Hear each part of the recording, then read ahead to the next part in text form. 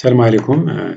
L'objectif de cette présentation est d'expliquer le principe de fonctionnement ou bien de manipulation des listes chaînées, des piles et des fils. On va commencer par les listes chaînées. C'est quoi les listes chaînées? Donc, comme vous le voyez dans la figure suivante, donc une liste chaînée est composée d'un ensemble de nœuds ou bien d'éléments. Donc ici, dans ce cas-là, nous avons 4 éléments et d'un pointeur qui pointe sur le premier élément. Donc, ce qu'on appelle la tête. Donc, le premier élément, c'est la tête de la liste chaînée. Et chaque élément, comme vous le voyez ici, il est composé de 2 champs. Donc, le premier champ, il est destiné à recevoir l'information stockée dans la liste chaînée.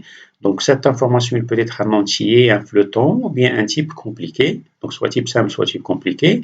Et le deuxième champ, c'est un pointeur qui permet de faire pointer le pointeur ou bien l'élément courant à l'élément suivant. Donc ici, dans ce cas-là, par exemple, donc cette partie-là, ou bien ce deuxième champ qui est en rouge, donc il reçoit l'adresse de cet élément-là, donc qui le suit.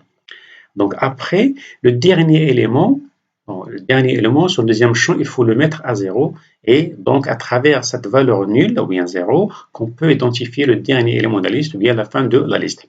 Donc ici, je répète, donc ça c'est une liste composée de 4 éléments et un pointeur identificateur de la liste. C'est à travers ce pointeur-là qu'on peut accéder aux différents éléments. Supposons que nous souhaitons créer une liste d'entiers, donc pour simplifier, donc le type structuré permettant de construire la liste, ou bien la dite liste, est défini comme suit. Donc vous le voyez ici, on peut créer un nouveau type à travers struct. Donc struct élément, le premier champ et le deuxième champ. Le premier champ ici, c'est un entier pour nous. Donc c'est un entier puisqu'on souhaite créer une liste d'entiers, mais dans le cas général, on peut avoir ici n'importe quel type. Et le deuxième élément, donc le deuxième c'est un pointeur qui permet de faire pointer un élément sur l'élément qui le suit. Une fois nous avons défini la structure ou bien le nouveau type, on peut l'utiliser pour déclarer des pointeurs destinés à identifier des listes ou bien à pointer sur des éléments dans l'espace mémoire, comme vous le voyez dans l'instruction suivante. Struct élément étoile tête égale à nul. Donc ça permet de créer un pointeur destiné à recevoir l'adresse d'un élément. Il y a cette structure-là, ou bien qui est ce type-là. Bien sûr, nous l'avons initialisé à 0 pour dire que ce pointeur il pointe nulle part. Alors, pour créer un élément de ce type-là, voilà les instructions à suivre. Donc, la première instruction, c'est liste étoile liste. Donc, je rappelle ici que ici, pour éviter à chaque fois qu'on souhaite déclarer un pointeur ou bien un élément, au lieu d'utiliser le nouveau type composé de mots struct élément, on peut le substituer par liste à travers cette instruction, ou bien en utilisant le type diff. Alors, cette instruction liste étoile liste, donc ça permet d'allouer l'espace mémoire à un pointeur. Ici, 22, pour moi, c'est l'adresse de cette espace mémoire. Après, on peut l'initialiser à 0 pour dire que ce pointeur-là, il pointe nulle part. Et par la suite, on peut allouer l'espace mémoire à un élément. Bien sûr, il faut spécifier le nombre d'octets à travers size of list. Donc, size of list, ça permet de donner au compilateur le nombre d'octets à allouer pour cet espace mémoire ou bien pour l'espace mémoire de l'élément.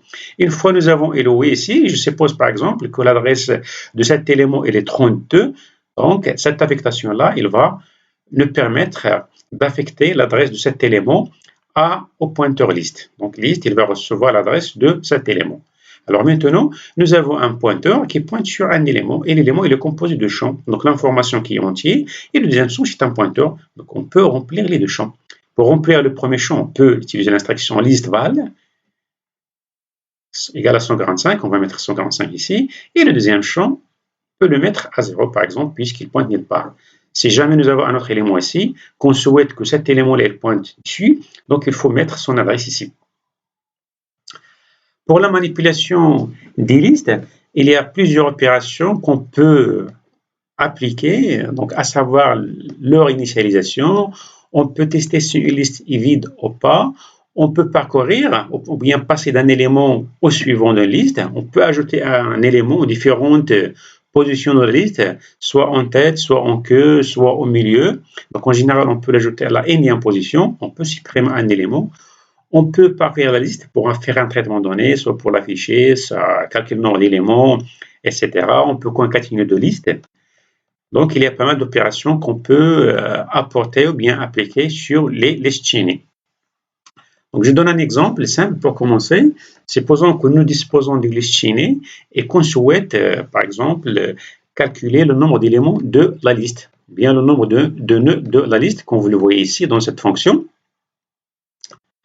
Alors, donc c'est quoi le prototype de la fonction ici? Donc, la fonction elle va recevoir une liste.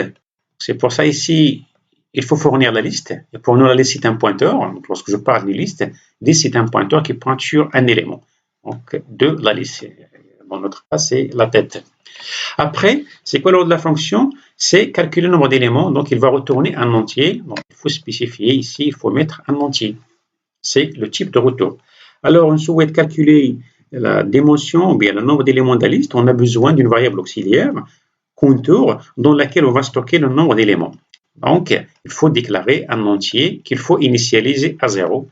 Et par la suite, pour qu'on puisse parcourir la liste, il faut définir un pointeur. Il faut définir un pointeur, soit on utilise un pointeur auxiliaire, soit on peut nous servir directement du pointeur L, puisque dans le passage par valeur, donc la fonction ne va pas le modifier, donc on peut nous contenter d'utiliser directement le pointeur L.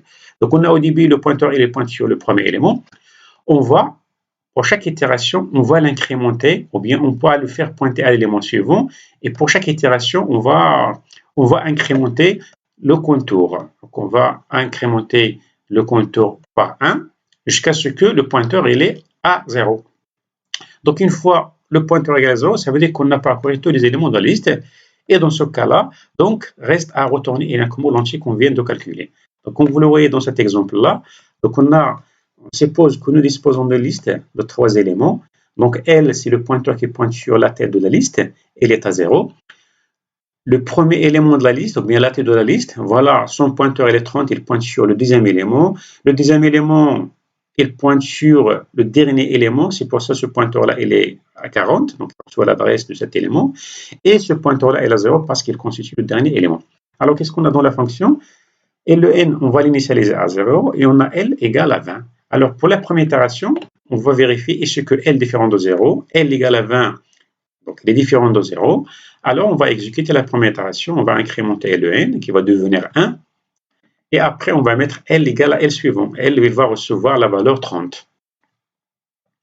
Dans la deuxième itération, on va vérifier tout d'abord est-ce que L différent de nul, est-ce qu'elle est différente de 0? Donc L égale à 30, elle est différente de 0. On va exécuter l'itération. On va incrémenter L1 qui va devenir 2.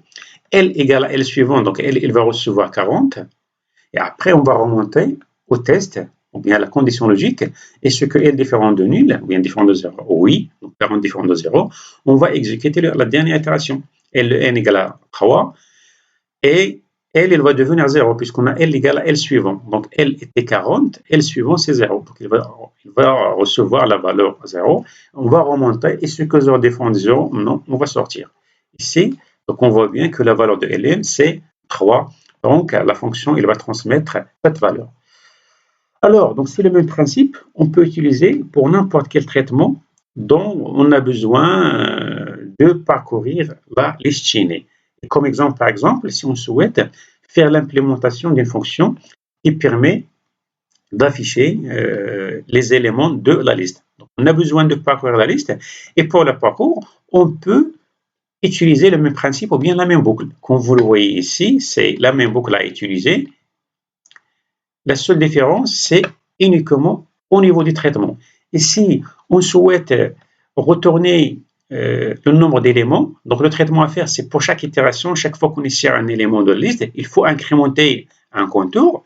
Mais ici, non. On souhaite afficher, chaque fois qu'on insère un élément de la liste, il faut l'afficher, ou bien il faut afficher l'entier stocké dedans. Et bien sûr, l'étape suivante, c'est passer à l'élément suivant à travers L égale à L suivant. Alors ici, dans cette fonction-là, on a besoin d'afficher un message. Mais par contre, pour la première, on a besoin de retourner un entier. C'est pour ça ici, retourner un entier, on a le type int, le type de retour. Mais par contre ici, on a besoin de rien retourner, c'est le type void. Donc voilà, c'est le même principe qu'on peut utiliser. Chaque fois qu'on a besoin de faire un traitement pour lequel on a besoin de parcourir la liste, c'est la même boucle qu'on peut utiliser. Il faut intervenir uniquement au niveau de cette instruction-là, dans laquelle on peut introduire le traitement à faire. Et voilà, c'est fini, ou bien on peut accomplir n'importe quelle tâche en suivant cette, ou bien en se basant sur cette boucle-là.